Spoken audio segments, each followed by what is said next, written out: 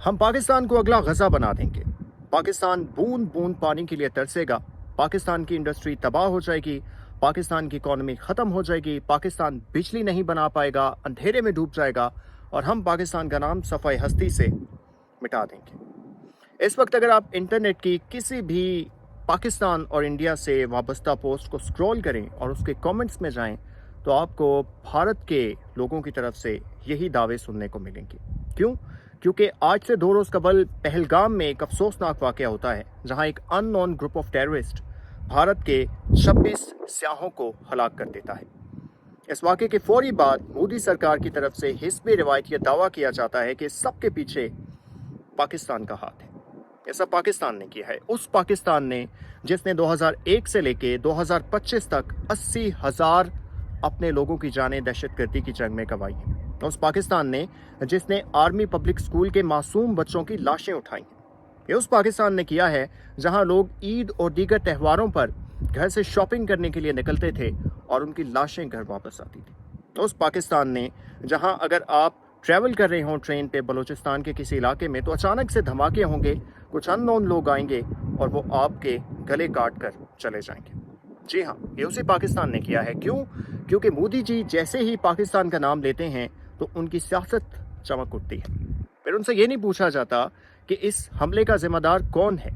ایک ایسا ریجن کشمیر کا جہاں 7 لاکھ فوجی آپ نے تعینات کیے ہیں، وہاں یہ کیسے ممکن ہوا کہ ایک ان نون گروپ آف ٹیررسٹ آتا ہے اور دن دہاڑے بھارت کے 26 سیاحوں کو ہلاک کر کے وہاں سے چلا جاتا ہے؟ یہ کیسے ممکن ہے کہ پہلگام جو پاکستان کے کشمیر سے اگر آپ ڈسٹنس دیکھیں تو سینکڑوں کلومیٹرز کا بنتا ہے، کیسے ممکن ہے کہ پاکستان سے ایک گروپ آف ٹیررسٹ اٹھتا ہے اور وہ بڑے آرام سے ہینڈ شیک کرتے ہوئے بھارتی فوجوں کے ساتھ اپنے رائفلز پکڑے ہوئے پہلگام تک پہنچتا ہے، وہاں یہ اٹیک کرتا ہے اور اس کے بعد پھر سے واپس چلا جاتا ہے؟ سوال نہیں ہو رہے بلکہ ایک ججمنٹ دیا جا رہا ہے، اور وہ ججمنٹ یہ دیا جا رہا ہے کہ سب کے پیچھے پاکستان ہے۔ کیوں؟ کیونکہ بھارت میں ویسے تو دہشت گردی ہو نہیں سکتی۔ پاکستان میں جو دہشت گردی ہو رہی ہے اتنے عرصے سے، جو بلوچستان میں ہو رہی ہے، جو پاکستان کے دیگر حصوں میں ہو رہی ہے، وہ تو دہشت گرد کر رہی ہیں، لیکن دا مومنٹ بھارت میں کچھ ہوگا، کشمیر میں کچھ ہوگا تو وہ وہاں کے آزادی کی تحریک نہیں ہوگی بلکہ وہ پاکستان ہوگا، اور پاکستان سے آئے ہوئے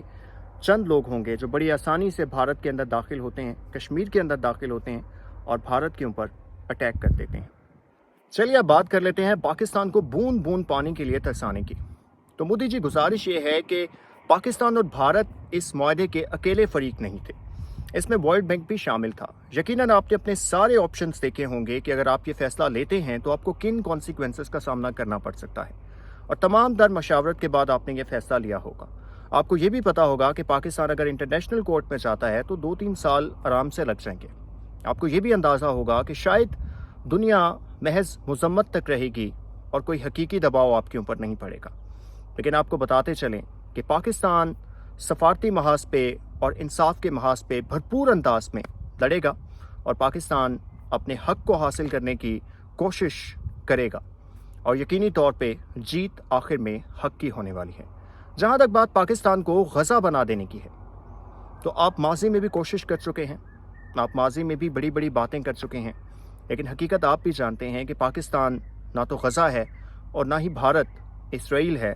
اور نہ ہی دنیا جو اس ٹائم غزہ کی حالات پر خاموش بیٹھی ہوئی ہے، وہ پاکستان اور بھارت کے درمیان اس طرح کی کسی سچویشن پر اس طرح خاموشی افورڈ کر سکتی ہے جو غزہ کے معصوم مسلمانوں کے اوپر اختیار کی گئی ہے۔